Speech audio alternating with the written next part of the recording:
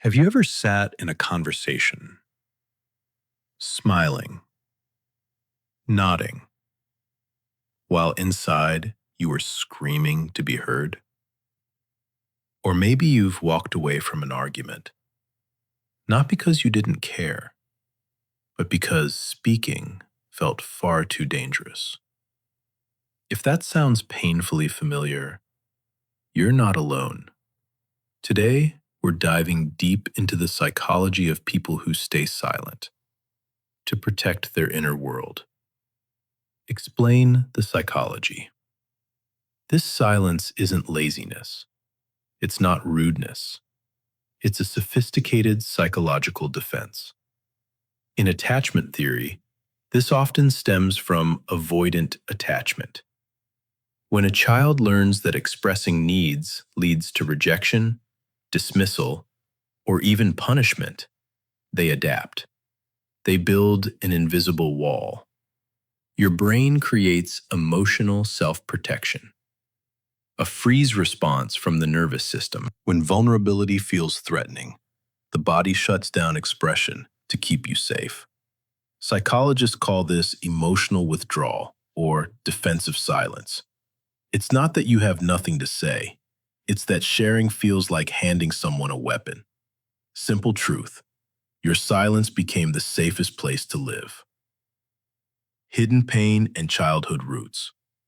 But here's the hidden pain almost no one talks about. Inside, you have an incredibly rich inner world. Thoughts, feelings, dreams, pain. Yet you guard it fiercely. Because somewhere along the way, probably in childhood, your emotions were ignored, mocked, or used against you.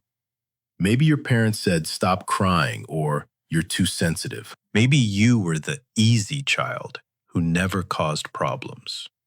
Or perhaps there was chaos, criticism, emotional neglect. You learned, if I stay quiet, I won't get hurt.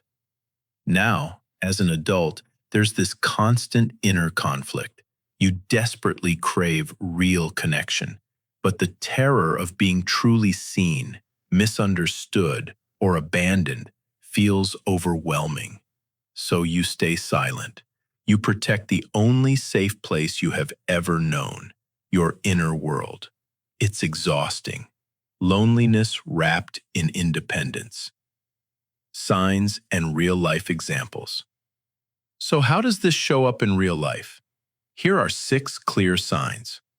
First, you withdraw during conflict instead of arguing. When emotions rise, you disappear. Not physically, but emotionally. Second, you listen deeply to others, but rarely share your own stories. People see you as a great listener. They have no idea how much you're actually holding back. Third, deep conversations terrify you. Small talk is safe, but anything real, your heart races and you shut down. Fourth, social interactions leave you completely drained because you're constantly masking, performing, protecting. Fifth, you feel chronically misunderstood. People think you're cold, aloof, or indifferent, when really you're protecting something incredibly precious. Sixth, your inner monologue is loud and constant. You rehearse conversations for hours, but when the moment comes, the words stay locked inside. If several of these hit you hard, this pattern may be running your life more than you realize. What happens when stuck versus healing? Now let's talk honestly about the 2 paths. When people stay stuck in this silence, the cost is devastating. Chronic isolation, unfulfilled relationships, resentment that builds quietly. Often anxiety or depression that feels unexplained. You may achieve success on the outside, but inside you feel empty. Because true intimacy requires letting someone into your protected world. But there is another path. When you start healing, everything changes. Healing begins when you understand this silence was never your flaw. It was your brilliant survival strategy. You can gently learn secure attachment through therapy, especially approaches like internal family systems or attachment-focused work. You start with safe people, small moments of vulnerability, journaling your inner world first, self-compassion practices. Slowly, you discover that being seen doesn't always equal being hurt. Gentle, hopeful ending. Understanding this changes everything. You begin to treat yourself with kindness instead of judgment. You realize your silence was love, protecting a wounded part of you. As you heal, you don't lose your depth. You gain the freedom to choose when to share it. Real connection becomes possible. Not with everyone, but with the right people. Your inner world becomes a gift you can finally offer, instead of a fortress you must defend. You deserve to be heard. You deserve safe connection. Healing is possible, one gentle step at a time.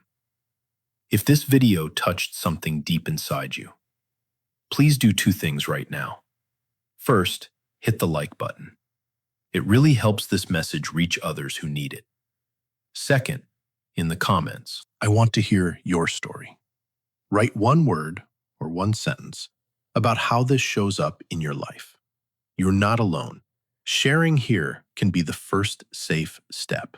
And if you want more deep, honest psychology videos like this, subscribe and turn on notifications. Thank you for trusting me with your time today. Take care of your inner world.